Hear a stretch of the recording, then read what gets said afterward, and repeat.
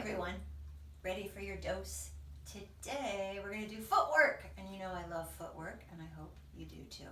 So, why do we need to do footwork? Footwork is amazing because it helps us feel our connection to the ground, and this is really important, especially if we're worried about balance or have trouble walking. Footwork helps us both feel the stability of our feet, but also the mobility of our feet. So, you will need a couple of props for this. Another great reason for footwork is that it feels amazing, especially if you have the right tools to help you. So the tools today are a ball. Now you have some choices with balls. One option is the practice lacrosse ball. These are good because they have some give. When you squeeze it, it gives, but it's still pretty firm. Next option, my favorite option, is the squash ball. The squash ball has a lot more give. See how I can smush it down more? So if your feet are particularly sensitive, this may be the way to go. If, however, you like a more firm type massage, you might prefer a bouncy ball. Standard, get it out of a gumball machine or a party store like you would use to play jacks. But again, these are very firm, not for the faint of heart. If you don't have any of these style balls, a wine cork could work for you, or even a tennis ball. You know, it's basically use what you got. Well, I'm going to use the squash ball. As I said, this is my favorite. Now, there are some specifics you want to know about placing the ball and where to put it. So we're going to be focusing on the footings of our foot. Now, footings are mounds. So we're going to identify the big toe mound. This is the base of the big toe, not the actual toe pad or toe itself, but where the long bone of the foot meets the toe. So when I have the ball under my foot, that's where it's going to be for my big toe mound, the baby toe mound as well, and then the heel. And we're going to be tracing the ball from mound to mound, and that will help identify the path of the arch of the foot. And we'll do that on both sides. And then we'll also do that in a transverse manner, big toe to baby toe, and inner heel to outer heel. So we'll be tracing the length of the foot on both sides and the transverse arches as well that go from inside to outside and back and forth, okay? So you just put your ball on the floor. I'm going to do this first foot seated, and you may want to do that as well. So I'm just going to put my foot on the ball and just press down on it. And the idea here is, again, to sensitize the foot, to wake up the foot, to help free up the fascia, which is that connective tissue under the skin. And I'm going to go over to my baby toe mound and press down on it just like 3 or 4 times. And then also go back to my heel. So I said tripod foot, 1, 2, 3, 3 points. Yeah?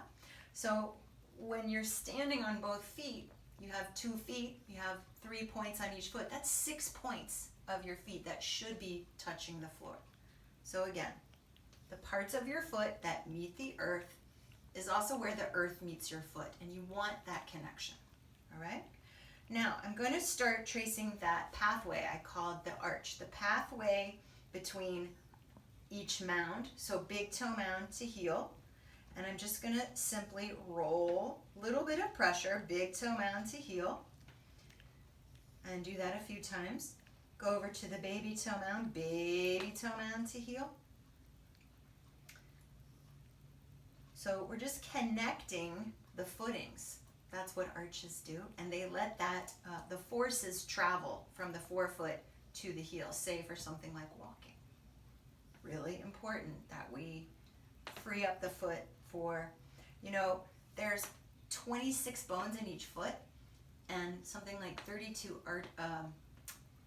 joints. So joints are places where things should be able to move.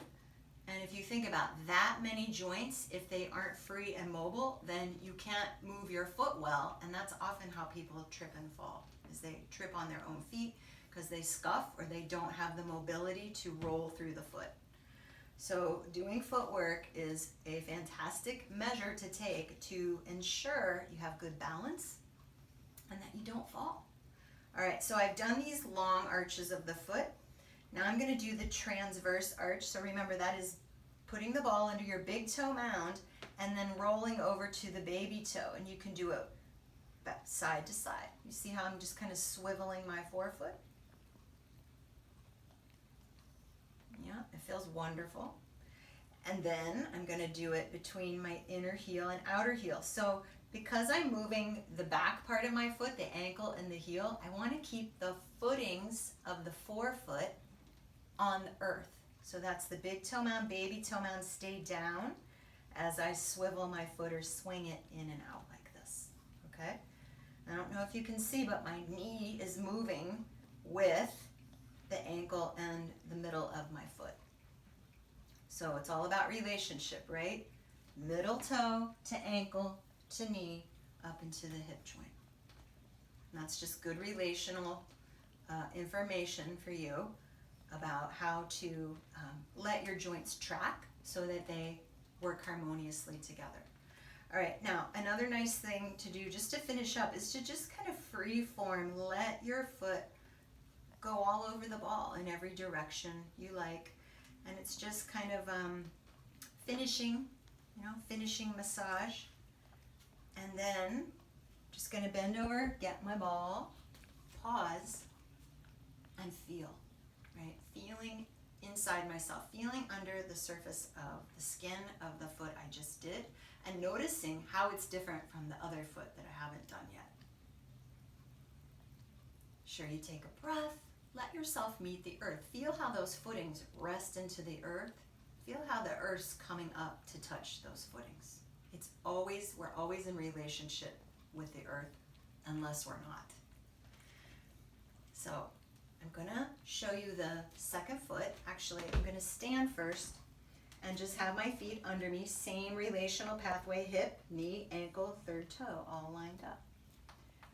And notice here, now that you're standing, you can really tell some differences about the feet. Some of the things I notice when I massage one foot is that it almost feels like I'm standing in a hole. You know, it feels that much more connected to the ground. It feels broader.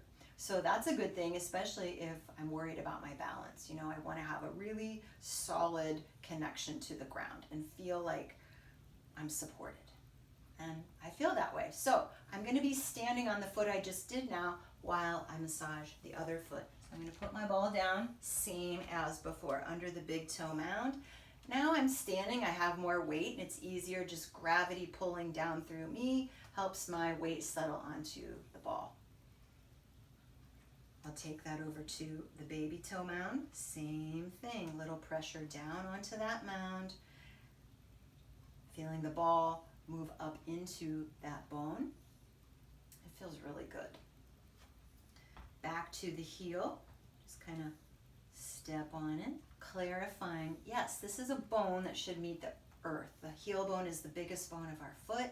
It's meant to bear weight.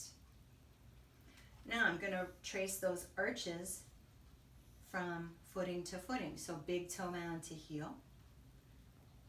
And notice how my other foot, you know, there might be little wiggles and wobbles. That's normal. You want to be sure you're not getting really tense because that blocks your ability to yield, which is resting into the earth. You know, the earth's not going anywhere. So we want to keep letting ourselves rest into it and trust that support. Baby toe mound to heel.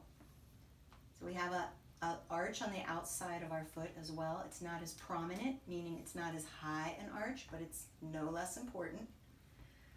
And then I'm going to put my heel down and put the ball under the big toe mound and swivel it over to the baby toe mound, right? Because we have that transverse arch running big toe to baby toe, across the foot.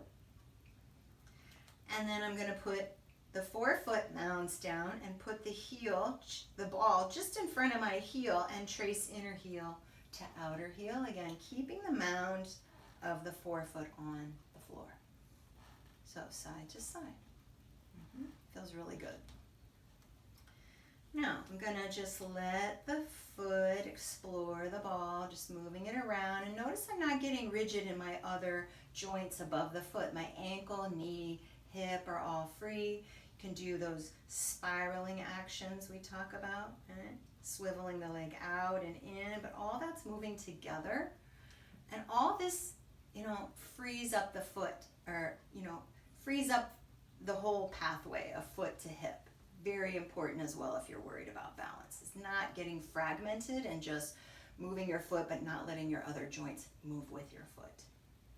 And vice versa, hip all the way down. So, done that, I'm going to bend over. Of course, hip, knee, ankle all bend to get my ball. Now, I want to stand again and have another moment of recognizing how I'm meeting the earth. Am I meeting the earth? Am I yielding? Am I resting into the support through those footings, those mounds of the toes and the heels? 6 points. Yeah? Nice breath in. Okay, now let's do one more mobility exercise for the foot. And this one addresses the ankle a little bit more. We have the heel bone directly on the earth, and there's one bone above it. It's called the talus. And we think of our ankle as like a hinge joint that just we can point and flex, like when we push the gas. Yes, that's one movement the ankle does. Another movement it does is called slide glide. And this is when the ankle bone, the talus, and the heel bone slide over one another.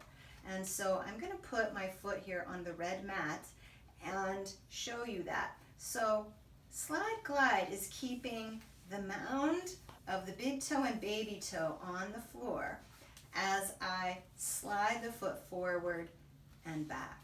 You see that? So it's not as much a hinging action as a sliding action. And this kind of mobility in our ankle is really important. So you could do that with one foot, do it with the other foot. You don't have to be standing to do this one. You could do it in a chair. I want to keep the connection of those mounds of the toes on the floor, but just take some of my weight out so I can slide it in this way. Slide and glide, all right? Healthy movement for the ankle. All right, now let's do one more. Set my squash ball down. One more balance exercise today. So I'm going to trace that pathway, hip, knee, ankle, third toe.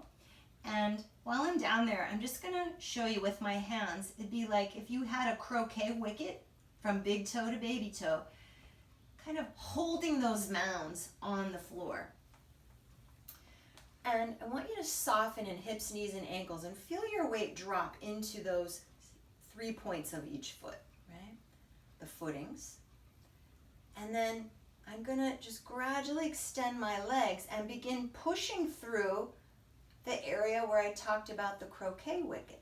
The forefoot mounds are going to stay down while my heels rise up. And then I'm going to lower, and I'm going to just drop my weight again by softening all those joints. And then as I gradually extend, I can push through those footings in the forefoot, and from that push down, I can feel the ground pushing back up on me, right? So this isn't like trying to hoist ourselves up. It's riding the rebound.